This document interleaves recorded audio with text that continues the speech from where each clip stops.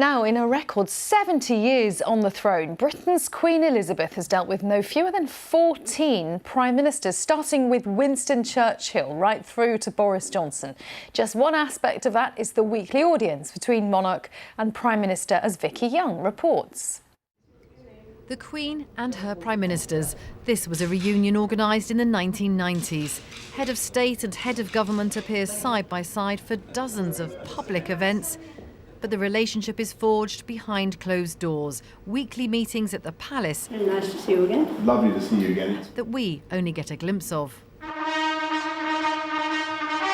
The Queen's views are kept private. Political neutrality carefully adhered to. Her words written by her prime ministers. I pray that the blessing of Almighty God may rest upon your councils. Her first was Winston Churchill. He was protective of this new young sovereign who had so much to learn. Now upon the shoulders of Sir Anthony falls the role of the Queen's First Minister. After Churchill came Anthony Eden, whose decision to send troops to Suez in 1956 brought national humiliation. In 1964, Harold Wilson became the Queen's first Labour Prime Minister. Prime Minister, Your Majesty. She does her homework. I hadn't done mine. I hadn't read a particular cabinet committee, which I didn't chair, and was leaving for the weekend. She knew I hadn't done my homework. She's very nice about it. The Queen's constitutional right is to be kept informed of government policy. She offers encouragement and advice. Every Prime Minister, I would guess, from talking with other Prime Ministers and from my own experience, has the greatest friendliness from the Queen. On rare occasions, the Queen has very subtly aired her views, like this speech where Mr Callaghan's government was considering devolution.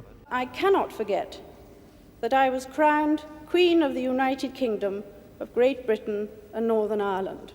Good evening, Your Majesty. You've had a very long day. When Margaret Thatcher became Britain's first female Prime Minister, there were reports that the Queen privately disapproved of the government's social agenda, but the Iron Lady played down suggestions of a serious rift. Even if she did say it, all right, she may have felt something, but there was never any difficulty in saying anything to me. Any difficulty at all. Every year there's a royal invitation to Balmoral, matters of state discussed over a cup of tea. In the years that I came to know her as Prime Minister, Prime Ministers had private meetings with the Queen each week. She invariably looks forward. Tony Blair certainly appreciated the Queen's advice after his landslide victory for Labour. Even though I was the politician, she was the monarch, I found her not just useful, but sometimes deeply insightful. But anyway, it's very good to welcome you here. And when you have to explain what you're trying to achieve, it's a very good form of therapy. And imagine doing that to the world's greatest public servant, who's seen it all and heard it all. There's really no better way of getting your head straight about what you're trying to do. 14 Prime Ministers, 14 very different politicians with their own visions, worries and agendas. For 7 decades, the Queen has worked with all of them, a monarch at the heart of a democratic constitution, advising, encouraging and warning, providing continuity as each new political tide swept in. Vicky Young, BBC News.